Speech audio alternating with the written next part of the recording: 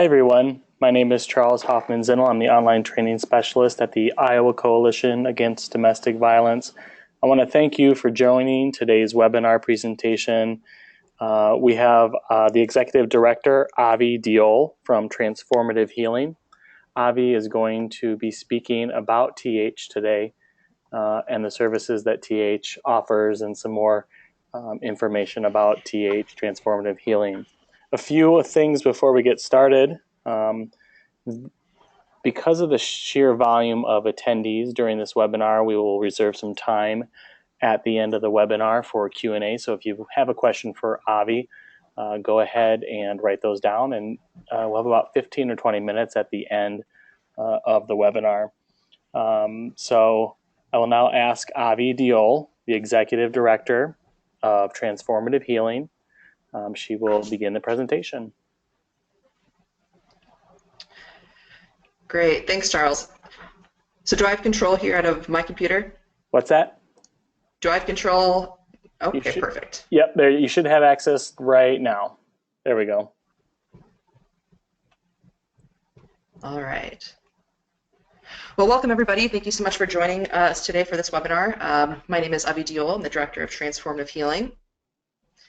And we serve lesbian, gay, bisexual, transgender, queer and questioning, intersex, asexual, and then other gender and sexual minority and diverse populations who are affected by sexual violence, which includes their support systems, families, loved ones, and community members. We do training, prevention, outreach, and education to other agencies and groups that are looking to enhance their skills, their knowledge and capacity, and resources when working with diverse communities, particularly among gender and sexual diverse communities. So who are we? Transformative Healing came about in 2014, and so we are the 7th culturally specific program, the myriad of amazing culturally specific programs that we have in the state of Iowa. Currently, the Iowa Coalition Against Sexual Assault serves as our fiscal agent, and then I am the director. So altogether, we have 4 full-time staff positions, including myself. So a prevention and outreach specialist, really focusing on working with youth and thinking about that socio-ecological model from that individual level all the way up to that community society level, how we can make change, end violence in our communities, and create a positive atmosphere for everybody to be treated with respect and dignity, which includes a myriad of different outreach aspects as well. We have 2 full-time mobile advocates. Stormy is located in Des Moines out of Polk County, and they serve Polk and Story counties. And then we have Kimmy here in eastern Iowa, based out of Johnson County and Iowa City. And she also serves Lynn County to the north, where Cedar Rapids is. We also work with volunteers and interns. It's really important to us to make sure that we're working with and alongside our community members. So at any point that we can engage them in the work that we do with and for them is something that we absolutely embrace. So thinking about how we got started, you know, it's only been a couple of years that Transformative Healing came into fruition, and it really was through the support of really both coalitions, Iowa CASA and ICADVA, and coming together to thinking about, you know, what gaps we might have had for underrepresented and underserved communities who have been traditionally, you know, currently and historically marginalized and oppressed. And thinking about LGBTQI communities absolutely came to mind, and so really thankful for their support. And once we got started, it was decided to focus on sexual assault services in the beginning. We absolutely plan to expand to domestic violence, interpartner violence, and other forms of violence and oppression that affect our communities. So those 2 staff members are really tasked with building the foundation of Transformative Healing, working to build community connections, doing a lot of medical advocacy and training, you know, with clients, working with sexual assault nurse examiners, doing a community assessment, you know, again, like I said, making sure that we're connected with our community and that we are moving in the right direction in the way that is best to serve our community members. So we did an internal community assessment, gave us a great idea of what people were experiencing and what changes they would like to see to create more inclusive environments in the social service agencies that we have in our state.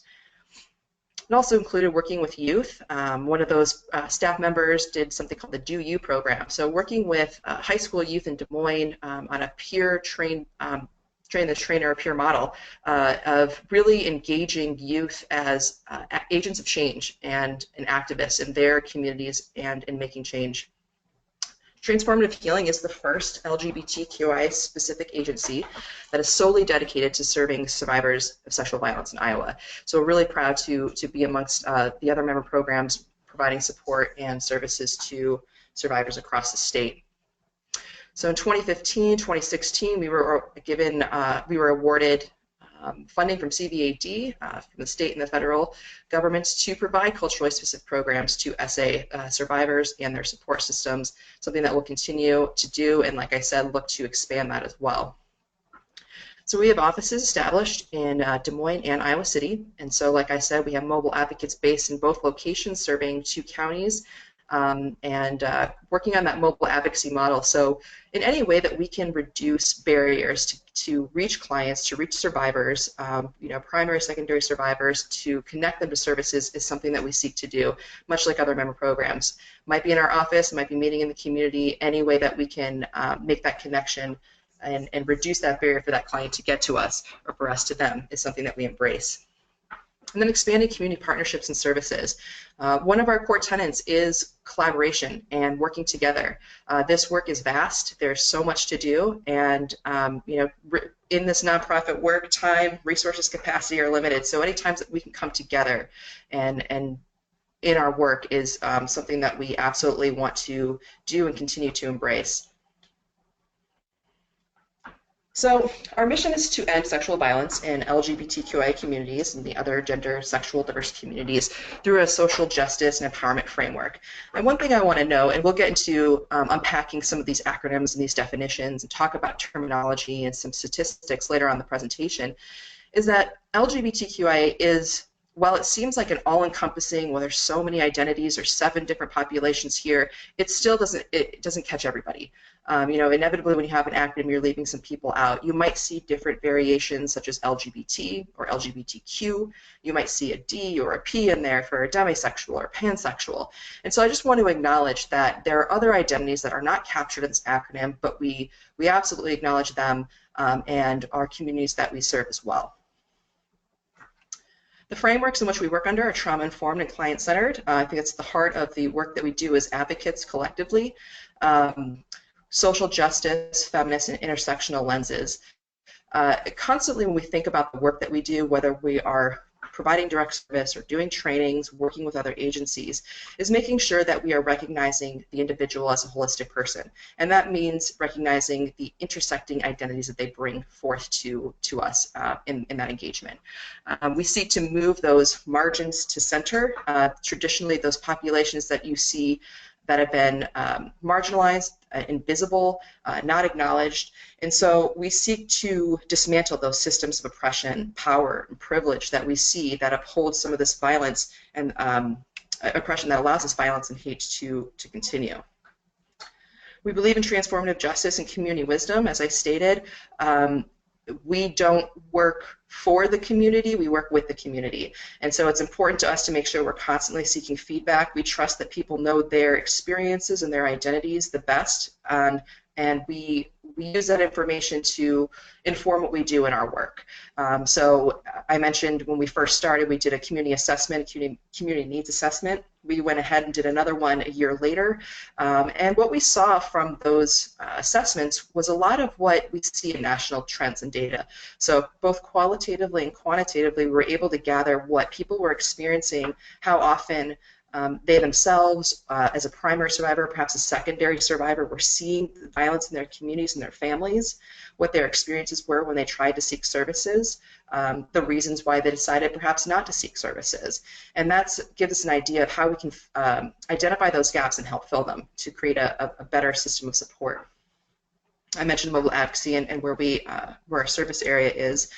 We also work in co-advocacy models. So that might be working with another member program, whether sexual assault or domestic violence agency.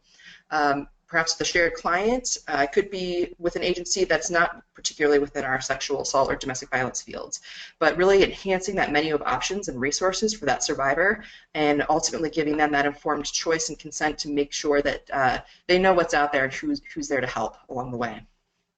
mentioned that we do prevention and outreach. We also do support groups.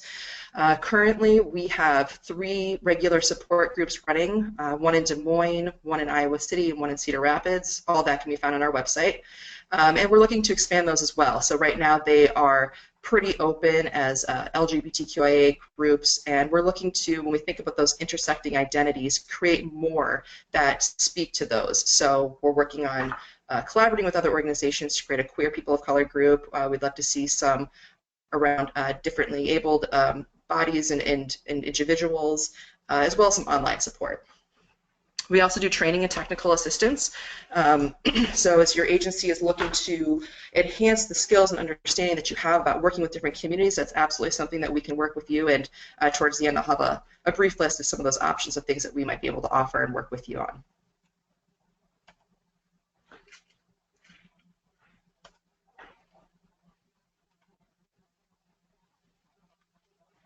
Okay. So why a culturally specific agency?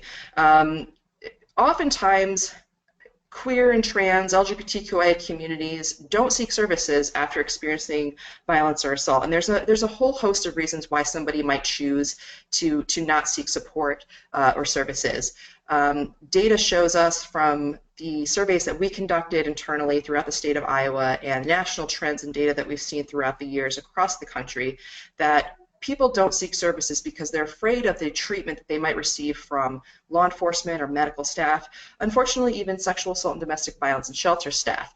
And what's important to note here, it's not just a perceived, oh, I might not be treated with dignity and respect, but rather I know somebody who has been further victimized and traumatized when seeking help here. Whether it's not being acknowledged for the gender identity they hold, not being believed for the type of assault that has taken place, being forced to educate different staff members on their identities and what happened. So it may be a real or perceived idea of what that treatment might be like, but what's important to note is that it's still preventing people from coming to our doors. Similarly, people don't want to add more stigma to the stigma and the taboo that already exists around our communities. When we think about diverse gender identities, sexual orientation, and identities, you don't have to look far in the media and elsewhere in different communities where we experience oppression. And so sometimes people are left holding this internal responsibility of, I don't want to add to that and say, oh, this is another thing. And so we have heard people saying, yeah, this is the reason why I'm not going to share. There's also internalized oppression, and that happens not only with gender or sexual orientation, but with any identity. You might have internalized sexism, internalized racism. You know, might be feeling, well, this is the best relationship I'm going to get, or this is what love looks like in this relationship. Or, I don't want to bring more shame upon my family. You know, they told me that this wasn't something I should be. You know, I must deserve this then because I'm gay or because I'm trans. And then there are historical and current barriers in violence that exist, and we'll talk a little bit about that as well. But let's unpack some of the definitions and some of the acronyms that I've been using here. So LGBTQIA, I think people are probably familiar with the L, the G, and the B. And you see all these puzzle pieces coming together. What's important to note is that you see all of these coming together. They don't all have to do with sexual orientation, and they don't all have to do with gender identity. Some pieces are one of those, and some pieces are both. So let's start with transgender. When you are born, whether you're at the doctor, you're at home with the midwife, some medical professional looks at your external genitalia, and it makes this visual assessment of who you are based on what they see. And so they might see a penis, they might see a vagina and say, well, this is a male, this is a female, you know, you will be a man or woman. And for most of us, that really aligns. We grow up embracing that gender, that sex and that gender identity that has been assigned to us and never really question it. It always has been. And for those of us where there is no question for that and it matches, we're cisgender. So we see that a lot, but oftentimes we have the privilege of not even knowing the word cisgender because it just is for us. For other people, those things don't match, and we use the umbrella term transgender in these instances where your sex assigned at birth and your internal gender identity don't match. So really kind of an umbrella term, and there are other terms that might fall under here as well. When we think about the word transgender and somebody who has that identity, somebody is transgender but not transgendered. So similar, you wouldn't say, this person is gay or lesbian. So just a quick note on language there. You might also hear terms such as tranny or gender bender or he, she, or shim. All these are very oppressive, offensive terms and should not be used. I would absolutely say use them with caution, if at all. However, the caveat here is you might work with a client or survivor, a person who does use one of those words. And if that's how that person identifies, then it is up to us as advocates, as professionals, to honor that, but not one that we should assign for or to people. Avi, I do have a question. Can you speak more to why the past tense ed is not appropriate to use? Yeah, I mean, it's just more about centering the person, and that, you know, it's not a verb, it's a noun. So I think that comes to why you wouldn't say transgendered.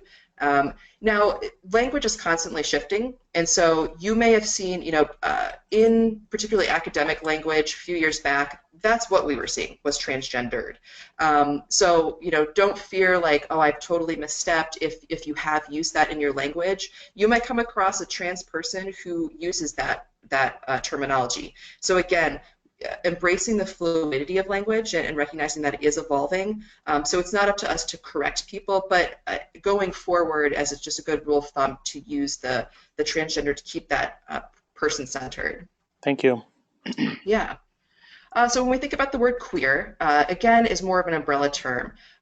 So jumping back, transgender has to do with gender identity and not sexual orientation. Queer kind of has a foot in both worlds. It may be used for somebody's gender identity, and it may be used for somebody's sexual orientation.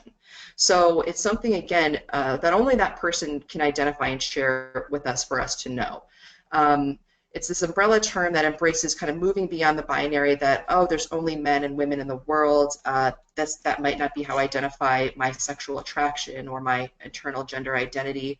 And I'll talk a little bit about queer again on the next slide. Intersex identities and asexual identities often get dismissed and not acknowledged, and we really want to bring that to the forefront. With intersex identities not having to do with your sexual orientation or gender identity, but really your anatomy, is when we have our sex assigned at birth, so going back to when your doctor or midwife sees. If that genitalia is ambiguous, then that doctor or that midwife is wondering, I'm not sure, and they literally will bring out a small little ruler to see, you know, where that genitalia kind of measures up and where we should assign this person.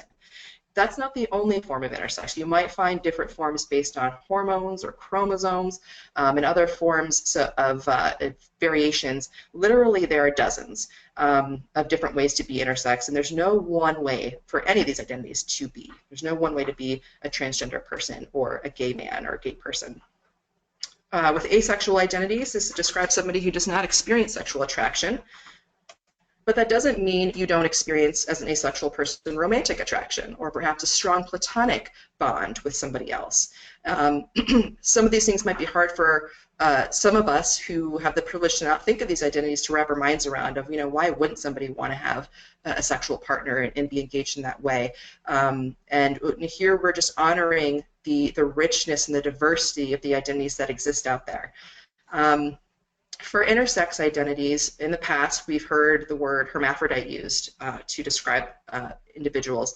That is not a respectful term. It's outdated, not one that should be used. Again, it's possible with any of these that you'll find somebody who uses some of these terms that I'm telling you are not respectful ones to use. But if that's how that person truly identifies, then we won't question that. But as a good rule of thumb, steering away from that outdated, archaic language is a good idea. And again, thinking about the word queer. So again, identifying your sexual orientation or your gender identity, it might be either or. This is a term that has historically been offensive and in some communities still is. So we might see differences based on someone's generation, somebody's where they're living geographically, on the myriad of ideas that they hold, whether or not they view this word as offensive or as being empowering. It has been reclaimed by many in the community and is using as a source of empowerment, but cautiously if you're not part of this community. It doesn't mean you should be fearful of using the word queer if you're working with somebody who self-identifies as such. It will show respect and acknowledgement if you can mimic that language back that you're hearing from the people that you're working with. So let's put this all together. And there's a lot of words on the screen. So we talked about your sex. It's assigned at birth based on what we see. And in our society, we feel that sex and gender identity and sexual orientation should all be linked. So if you're assigned male at birth, we assume that you should identify as a man and have masculine expression as your gender identity, and that you should be heterosexual and attracted to women. But truly, these are all individual things, and while there might be some overlap or some close connection, one doesn't necessarily dictate the other. So our genders are, in our gender identity, our eternal sense of self. So I'm never going to know somebody's gender identity unless they tell me. I may get some ideas based on their gender expression of how they're showing the world who they are, but I'm really never going to know unless we have a conversation and that's shared with me. My gender identity doesn't have anything to do with my sexual orientation. So I may identify as a cisgender woman, but it doesn't mean I'm going to be attracted to men or other women or non-binary people. We'll only know that if that person shares it. Then there's also romantic attraction, again, acknowledging the identities that may not have sexual attraction. What's really important to note here is that identity does not dictate behavior, and behavior does not dictate identity. So if I identify as a heterosexual cisgender man, and let's say I'm married and I've got kids, we might assume that I am only sexually attracted and sexually engaging with women, particularly cisgender women. But we know that people's identity labels don't always dictate behavior. There are many men who identify as heterosexual who engage with sex with other men, perhaps in the down low. Maybe it's not something that we share with our family and friends, and they may never identify as bisexual or gay. Vice versa, you might be working with a lesbian client. We might assume that she only is romantically and sexually attracted to and engages in behavior with other women, but she may have sex with men. So we can't make these assumptions based on someone's identity. It gives us a loose framework to work with, but no concretes. A note about transition and transitioning. We often hear this when we're thinking about and talking about people who identify as transgender. I think we have this notion that the concept of transitioning is this linear path that everybody wants to follow or should follow, and there's a certain way to do that. That, oh, I might change my dress, I might bind my chest, I might seek hormones or surgery, and then, A to B to C, and then I have arrived and I am transitioned and I've fully transitioned.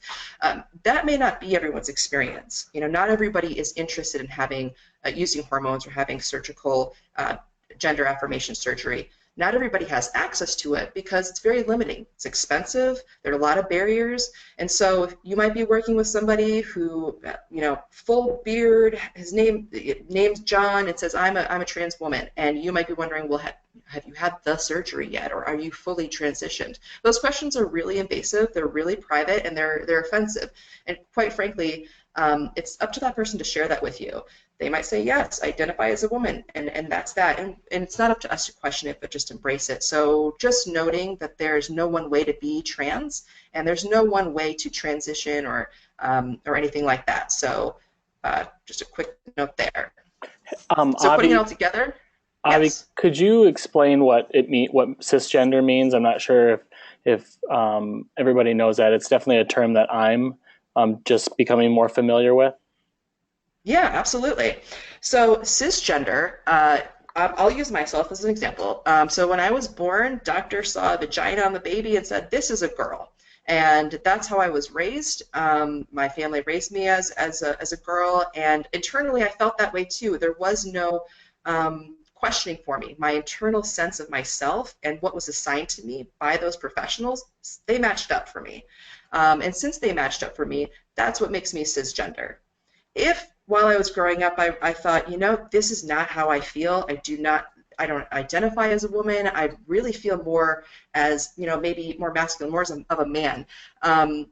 Then there's a disconnect between what was assigned to me and how I feel inside. And so trans literally means crossing over rather than cis being on the same side of that matching.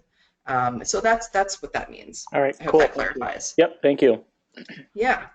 So this graphic with the unicorn just kind of puts all those things together for us. We see the thought bubble, the gender identity, how this unicorn is identifying themselves. We'll never know that unless the unicorn is going to share that with us in some way and communicate that. We might get some indication based on the green that you see those little dots on the outside of gender expression, perhaps based on hair and mannerisms and clothing and makeup. But again, I'm not going to know for sure. In our society, we think we know if somebody is presenting more masculinely that they might be identified as a man, but that's just really showing the comfort of how that person feels and expressing who they are. So in order for us to really know, we need to have a conversation with the unicorn. You see the sex sign of birth kind of down here in the genitalia area, so that's something that is given, assigned to us. We don't get to choose for ourselves. If it aligns for us and we don't question it, we're cisgender. If it doesn't feel right to us and we're feeling our gender identity something else, transgender. And then you'll see who you're physically and emotionally attracted to. What I like about this graphic is that you know that these arrows are kind of like those stereo system sounds, where you can up the treble or you can up the bass. It doesn't say men or masculine or male on one end and then female on the other. It doesn't mean you have to choose between either one of those, because even that is very limiting. It lets you kind of have a scale between any one of these things, so you can move this knob on either one of these arrows to wherever it feels most comfortable for you.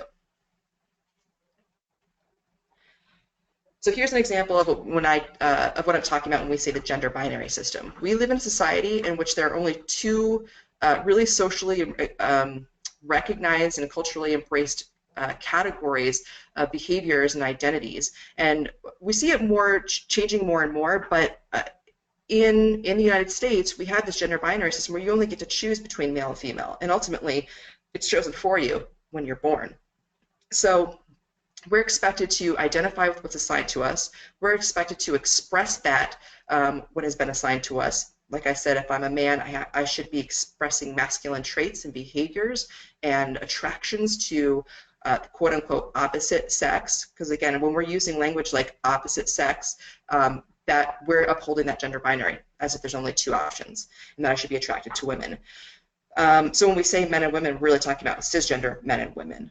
But in reality, there's a whole plethora of gender identities out there. This is only a snapshot. You might be looking at this like, wow, there are so many. I've not heard of these, but there are dozens and dozens of others. Ones that we'll constantly be learning as language and identities evolve. So in order for us to be the most client-centered, trauma-informed practitioners that we can be, we need to make sure that we're honoring people's identities, and a way that we can do that is through gender pronouns. Just like you would learn somebody's name, how to say it, how to pronounce it right, and not mess it up, and always get it correctly, we should do the same for gender pronouns.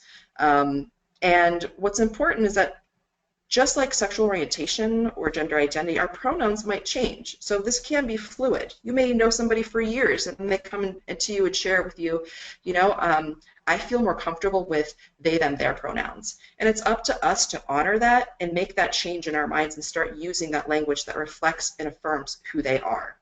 So most of us are familiar with the she, her, he, him, his pronouns, because it is part of that gender binary system.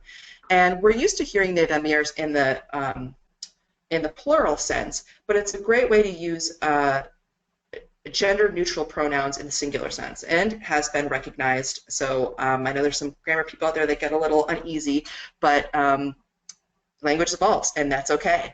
The ones that you see below there, ze, zir, here, em, per, are other gender-neutral pronouns that you might come across. They might not be as common as you hear as they, them, theirs, but just to give you an idea, so if it does come up, you're familiar and you're not kind of caught off guard. So when in doubt, I would recommend using they, them, theirs pronouns or the person's name until those pronouns are shared with you. The tricky thing is about all the stuff that we're talking about right now is that we're talking about this identity labels and terms and vocab that are really important, that we want to have an idea, and you've got the reference in your handouts from the resource sharing project on terminology and the pronouns.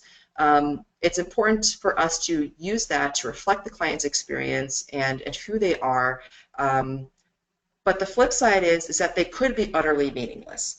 And not to get discouraged here, but just to acknowledge that, when I was talking about the word transgender or the word queer, I might have a different definition that varies slightly from the next person who might use a similar word to describe themselves. So all of this is to give you a loose framework to have a foundational understanding, but the really important thing to know is that you're treating people with dignity and respect, and that's how you're serving them, and you're reflecting the language that expresses who they are. You might be working with somebody who doesn't identify with the word vagina. They might say, my third hole, this is what I use. And it might sound weird to you because it's a new thing, but the best that we can do is honor that and use that language that reflects who they are. So a quick note on intersectionality. Here we're talking about gender identity, we're talking about sexual orientation, but those are only two aspects of the holistic part of an individual. And so we recognize that race, class, ethnicity, ability status, national origin, a whole plethora of identities converge to make who we are. And so we might experience different forms of oppression based on any one of those identities, and sometimes they compound. I might experience oppression based on my gender identity and my sexual orientation and my class. And so where am I feeling most comfortable? Where am I welcomed? And that's why Transformative Healing really embraces the idea of intersectionality, recognizing that we can't end sexual violence and homophobia and transphobia if we're not talking about the other forms of oppression that exist and that people are experiencing. I wanted to make a quick note about the diversity of relationships that are out there. In our culture, we tend to more embrace monogamous relationships, and we recognize that there are other forms of relationships, consensual relationships that exist, and polyamory relationships are one of those. And so you'll just see a few, with these dots, a few iterations of what a poly relationship could look like. And so what's important to note here is that, one, when I'm talking about polyamory, or you see the icon at the bottom with BDSM, fetish, or kink communities, that's not an automatic indication that you know somebody's gender identity or sexual orientation. That just has to do with the type of relationship that they're in. So you could be working with a heterosexual cisgender person who is part of the kink community and is in a polyamorous relationship. So poly and BDSM and kink does not make queer or trans or non-heterosexual. Important for us to know, because we've heard from communities and research that when something doesn't go well and people need to seek services, that they don't feel comfortable sharing this aspect of themselves, or practitioners are confused or uncomfortable or not familiar with the different forms of relationships that are out there. So it's just good for us to know, that way we can start to create a more welcoming and inclusive environment for everyone that we serve. So how many people are we talking about? The Williams Institute did a Gallup poll a couple of years ago and estimated about 9.5 million LGBT people in the United States, with about 3% in Iowa. What I want to note about this is that I would say that this number is a slightly conservative estimate. What the study did not capture, so think about some of the terms we talked about before. If I identify as queer or pansexual or gender nonconforming, any one of those, if I identify as heterosexual but I engage in different sexual behaviors, that wasn't captured. Perhaps as sexual identity and gender identity is fluid, perhaps I identify differently from when I answered the survey. There's also respondent bias. I might be worried about where this data is going to go. Is somebody going to find out? Am I going to be outed? Am I going to lose my job or my family or my friends? Maybe I won't answer honestly. So I think we can perhaps safely assume that this number might be slightly higher than what this study was able to capture, but really shows that we're talking about a lot of people here. So I want to talk about some historical and current oppressions. Gender policing is something that we still see to this day and has happened all throughout time. And I wanted to make a quick note about something that happened in the 50s and 60s in New York City called a three-piece rule. And this was a deliberate policy that was put in the books to police people based on their gender expression, particularly women who were more masculine of center, wearing suits and vests and pants, where you could legally be stopped and arrested if you were not wearing at least 3 pieces of what was designated feminine clothing. Locking people up just because of what they're wearing or how they're most comfortable. Think about what you wear every day and how you feel most comfortable, confident, and powerful. And Now think about being told you're not allowed to wear those clothes. You know, the emotional, psychological trauma that takes on somebody, all the way down to having legal action. The Stonewall riots. We celebrate Pride Month every June, and as a direct result of the Stonewall riots in New York City. This is a bar. It was a safe place for people to go. You know, again, we're talking about a city where you're being policed on who you are. And finally, people said, you know, no more. We're tired of the police raids. We're tired of being arrested for who we are. We're fighting back. It was a riot started by 2 trans women of color and lasted for days. And it has since then, from the Obama administration, been designated a historic place. And we celebrate Pride in June every month for that reason. We've seen anti-sodomy laws in the states. It was not until 2003 when the Supreme Court in Lawrence v. Texas struck down all anti-sodomy laws in the states. So think about before 2003, 2 consenting adults engaging in a sexual relationship in the privacy of their own home, having police knock down their doors to try to catch them in bed in the act of sodomy. They could be arrested. This absolutely happened. Now, sodomy relates to not your sexual orientation, but your sexual behavior. So sure, straight married couples were doing the same thing, but were they being targeted? No. Unfortunately, we still see this on the books in about a dozen states. They still yet to repeal it, so there's another form of oppression that is technically still there. Laws defining family, who can adopt children, who can visit their loved ones in the hospital. With the Marriage Equality Act, that helped some, where, okay, I can recognize that you're a family or a partner. Not everybody wants to get married, so I might be in a relationship and still be denied visitation to my loved one in perhaps the last time I might be able to ever see them because of this. Marriage equality was a great victory, but it certainly is not the only thing that we need to be focused on, and it doesn't mean our fight for equality is over. Homosexuality was deemed pathological in the 1950s, and it was removed from the DSM, that's the Diagnostic Statistical Manual, the 3rd edition. In 1973, it was removed. So this is the book that psychiatrists, psychologists, licensed therapists use to diagnose mental illness. And up until 1973, you could be deemed mentally ill for homosexuality. Again, homosexuality, just a note on terminology, is something that we steer away from. You might see it more in the medical community, but it might be a little bit more rare that you see somebody self-identify as a homosexual. For some, that is considered a very offensive term. But we still see remnants of this in our culture today. With conversion and reparative therapy, known as perhaps ex-gay therapy, where people are being sent, and kids, minors, are at the most vulnerable here because they are dependents. So their parents or their guardians are sending them to these therapy camps to switch their gender identity or to switch their sexual orientation. It could be anything from having intense like talk therapy to being exposed to sexual explicit images or behaviors to even shock therapy. So this is incredibly damaging and has been denounced by dozens and dozens of medical and psychiatric institutions and bodies. And then laws upholding discrimination. I've got some graphics towards the end that will show a little bit more of that. So there are a lot of barriers that our survivors face, and a big one is the lack of competent service providers. Having to come out multiple times to the people that you're working with, whether it's your advocate or the doctor, the lawyer, the police officer, your friend, your aunt, a coworker, and then wondering, is it safe to even do so? Like I said in the previous slide, if I come out to my boss and I live in one of those southern states, I might be fired. I could legally be fired. That fear of our emotional, psychological, and physical safety. Am I going to be accepted? Am I going to be ridiculed? Somebody going to, give me that side eye and that nonverbal discrimination that can be just as damaging as words? Am I going to be harassed physically or sexually?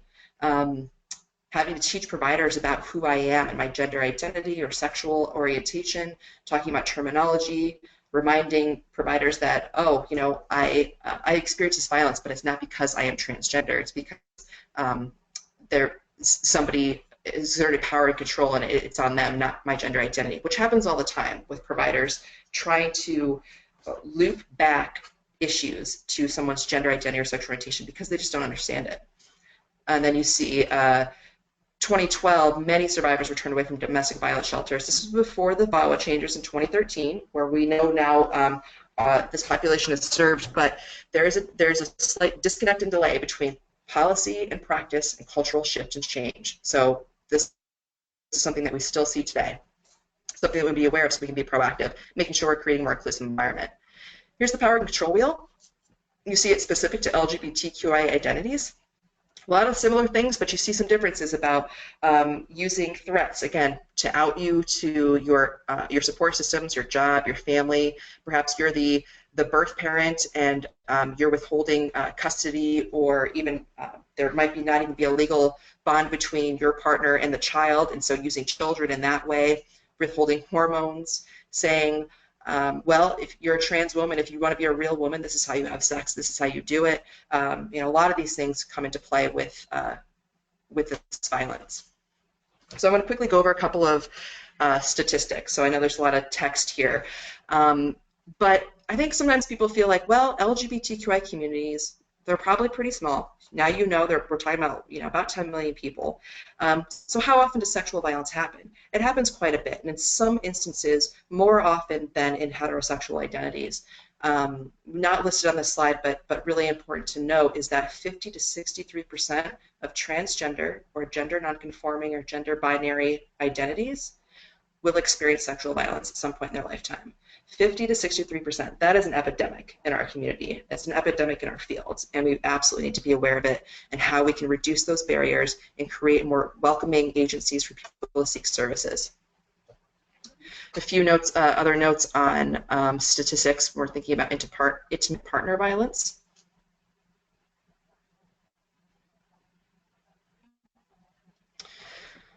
And then shifting gears a little bit, so again, talking about transgender and gender nonconforming individuals, but at younger ages, so in grades K through 12, people are experiencing alarming rates of harassment. 78%. It's absurd, and from physical to verbal to sexual harassment, sometimes at the hands of and the voices of peers and other students, but even staff and teachers, to the point where some people leave education. So now we're talking about communities who are further disadvantaged of not having access to education. We know that impacts economic stability, and we know all of that impacts if somebody might be potentially victimized. You know, all these risk factors start to go up. When we think about the intersection of identities, as we mentioned before, with race, class, all of that, you see in this paragraph at the bottom, those rates increase when you add those other aspects of identities.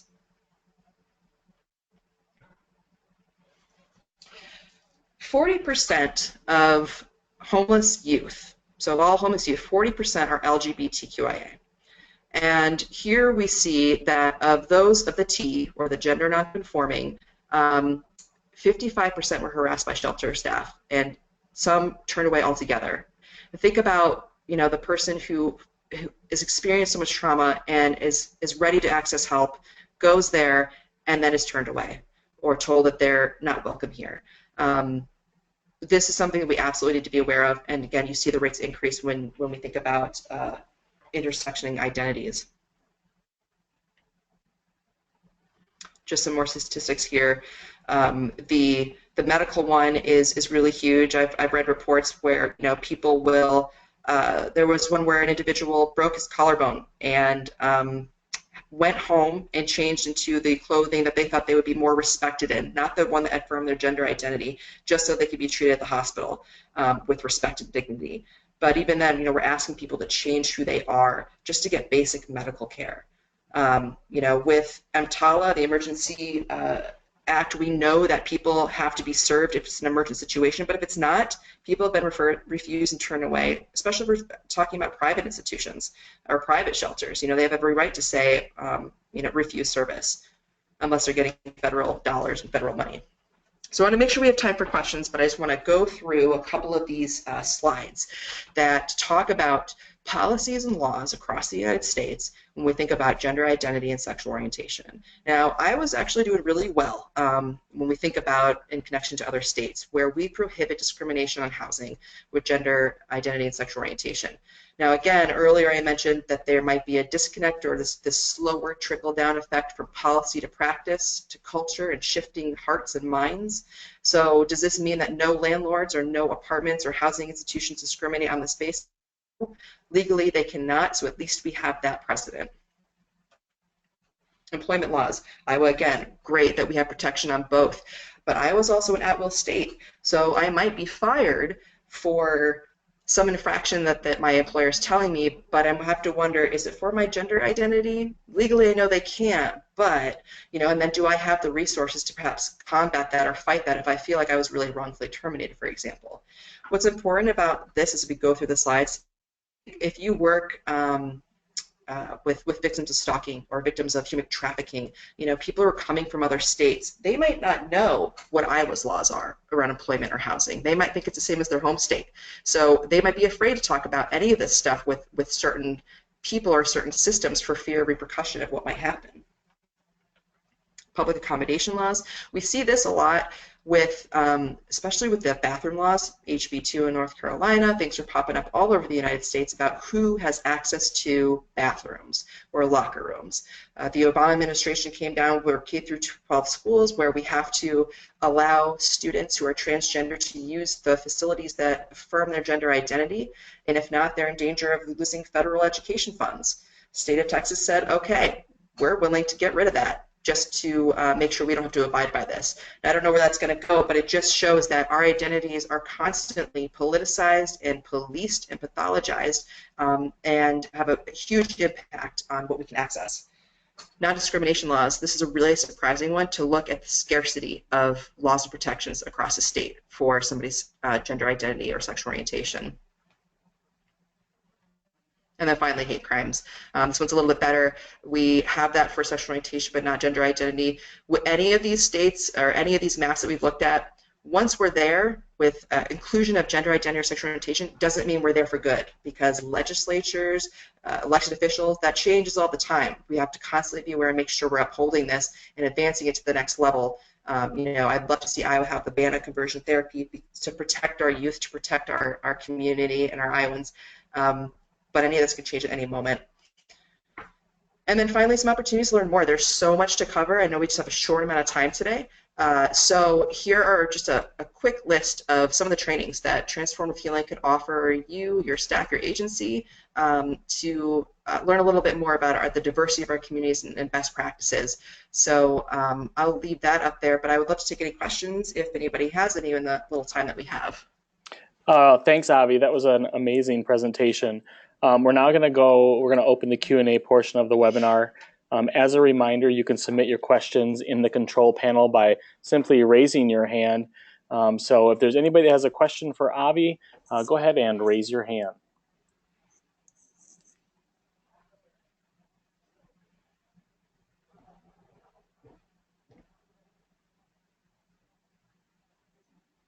Again, if you have a question for Avi, go ahead and raise your hand in the control panel so we can get to your question.